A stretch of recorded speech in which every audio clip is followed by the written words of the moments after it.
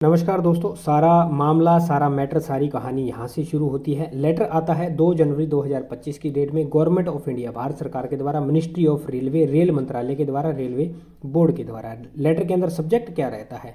Subject दिया जाता है, विषय दिया जाता है minimum education qualification for recruitment from open market in level 1 of the pay matrix of 7th CPC।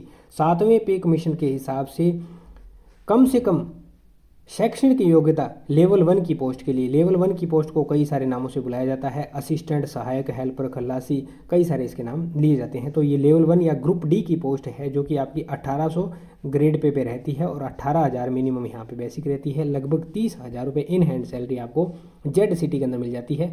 Y में जाओगे तो 3-4 हज़ार फालतू, और एक्स के अंदर जाओगे तो आपकी लगभग 35 के प्लस यहाँ पे सैलरी बन जाती है। ये है पोस्ट, इसकी सारी बात है। अब इसकी कम से कम शैक्षणिक योग्यता के बारे में बताया गया था जो ओपन मार्केट के अंदर भर्ती रेलवे के द्वारा 7वें पे कमीशन के हिसाब से करवाई जाएगी। और यहाँ पे इन्होंने शैक्षणिक योग्यता बता दी। क्या बताया? 10वीं पास वाले अप्लाई कर सकते हैं। और का मीन यहाँ पे है या में, ITI है तो भी अप्लाई कर सकते हैं, या में इसके इक्विवेलेंट, इसके बराबर में कुछ भी है तो भी कर सकते हैं। और या में दे दिया national apprenticeship certificate NAC granted via NCVT, national council for vocational training, NCVT के द्वारा अगर आपको NAC दिया गया है तो भी आप यहाँ पे अप्लाई कर सकते हैं। यानी कि इन योग्यताओं वाले उम्मीदवार यहाँ पे अप्लाई कर सकते हैं। उसके बाद एक यहाँ पे ट्वीट और किया जाता है रेलवे के द्वारा। तो दोस्तों ये है ट्वीट रेलवे का, और ये किया जाता है 5 जनवरी शाम को 6:30 बजे। ये 6:30 बजे का टाइम है, 5 जनवरी 2025। 301 के इसके पर व्यूज है। मॉर्निंग है 6 जनवरी सुबह का, तब तक ये लगभग 8-9 बजे की बात है, तब तक 301 के व्यूज़ यहाँ पे हो चुके हैं 6 जनवरी 2025 का मॉर्निंग में। और यहाँ पे देखिए इन्होंने लिखा है भारतीय रेल, ये मिनिस्ट्री ऑफ रेलवे है, मिनिस्ट्री ऑफ रेलवे यानी कि रेल मंत्रालय के द्वारा लिखा गया। क्या लिखा है? रेलवे भर्ती बोर्ड के लेवल 1 पदों की शैक्षणिक योग्यता में बदलाव किया गया है। रोजगार के अवसरों के साथ अभ्यर्थियों के सपनों को रफ्तार दे रही है भारतीय रेल। हम इसके अंदर कई सारी चीज़ें जानेंगे, आगे बात करेंगे। 10th वालों के लिए, ITI वालों के लिए, सभी साथियों के लिए बात करेंगे। लेवल 1 के लिए अब 10वीं वाले भी आवेदन कर सकते हैं। ये बात जो है वो 2019 के आसपास से शुरू हुई थी, वहाँ रेलवे के द्वारा बोला गया था। अभी इसका ऑफिशियल लेटर मेरे पास नहीं है और ना ही मुझे जानकारी, मैंने इतना सुना है कि रेलवे के द्वारा बोला गया कि जो भर्तियां आएंगी असिस्टेंट की या सहायक की या लेवल 1 की जो भर्तियां आएंगी, जिसको ग्रुप डी हम बोल रहे हैं, उनके अंदर ITI लागू होएगा। तो यहाँ पे क्या बोला जा रहा है कि बच्चे ये बोल रहे हैं कि हमने उसी चक्कर के अंदर ITI किया। जैसे बताया जाता है कि आपको SSC के द्वारा क्या होता है, +2 लेवल पर ये CHSL की वैकेंसी आएगी भी, इसको +2 वाले अप्लाई कर सकेंगे, 10th वाले नहीं कर सकेंगे, या ग्रेजुएशन वाले नहीं कर सकेंगे। इस तरह का कुछ मान लीजिए दे दिया जाता है, तो सिर्फ +2 वाले श्योर हो जाते हैं कि सिर्फ हमारे लिए वैकेंसी है। तो उसमें ना 10th वाले कर सकते हैं ना ग्रेजुएशन वाले। एग्जाम्पल दे रहा हूँ, हालांकि उसमें कर सकते होंगे कोई भी, तो ये एग्जाम्पल है। तो ये बच्चे श्योर हो जाते हैं। उसी तरह जैसे टेक्नीशियन की वैकेंसी आती है तो वो ITI बेस पे आती है, तो ITI वाले बच्चे श्योर हो जाते हैं कि हमारे लिए है। हालांकि उसमें डिप्लोमा BTech वाले बच्चे भी अप्लाई कर सकते हैं। ALP की वैकेंसी आती है, उसमें भी होता है। जैसे CGL की वैकेंसी आती है तो उसके अंदर कई सारे अलग अलग क्राइटेरिया होते हैं। जैसे अभी रेलवे के द्वारा जो मिनिस्टीरियल एंड आइसोलेटेड कैटेगरी की नोटिफिकेशन निकाली गई है कल की डेट के अंदर, वो इंडिकेटिव नोटिस है जिसका 7 जनवरी से फॉर्म शुरू हो रहा है। उसमें क्या है, हर एक जो आपका पोस्ट निकाला गया है उसके लिए कुछ ना कुछ स्पेशल आपको क्वालिफिकेशन चाहिए। नॉर्मल स्टूडेंट 10 ग्रेजुएशन या फिर मास्टर ग्रेजुएशन वाले नॉर्मल स्टूडेंट उसमें अप्लाई कर ही नहीं सकते, तो वहाँ कुछ ना कुछ स्पेशल चाहिए, तो वो स्पेशल स्टूडेंट के लिए वैकेंसी आ चुकी है। इसी तरह यहाँ पे जो ITI का लेवल स्टूडेंट को आश्वासन दिया गया था कि आपको यहाँ पे वैकेंसी दी जाएगी जो लेवल 1 की रहेगी, ग्रुप डी की रहेगी, वो 2019 के अंदर आश्वासन दिया गया था, ऐसा बताया जाता है।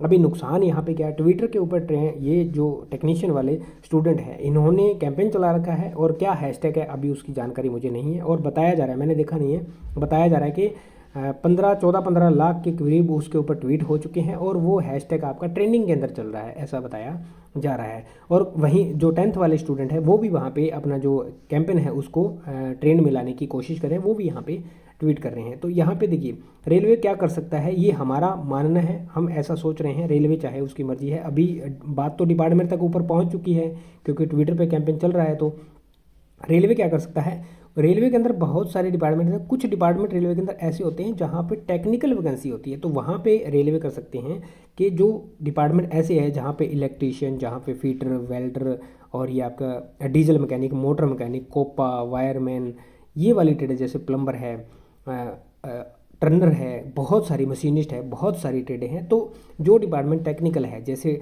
डीजल का डिपार्टमेंट है तो वहाँ पे डीजल वालों को दे दिया, जहाँ इलेक्ट्रिकल डिपार्टमेंट है वहाँ पे वायरमैन, आईटीआई और मोटर मैकेनिक, इन कैंडिडेट को वहाँ पे दिया जा सकता है जो आईटीआई किए हुए हैं। तो ऐसे डिपार्टमेंट जहाँ पे टेक्निकल ज़रूरत है वहाँ पे आईटीआई कंपलसरी कर दे असिस्टेंट के लिए 10th के साथ। और जो कुछ डिपार्टमेंट ऐसे हैं जहाँ पे क्या हो जाए, जहाँ पे टेक्निकल की ज़रूरत नहीं है वहाँ पे सिर्फ 10th लेवल पे वैकेंसी निकाल सकते हैं।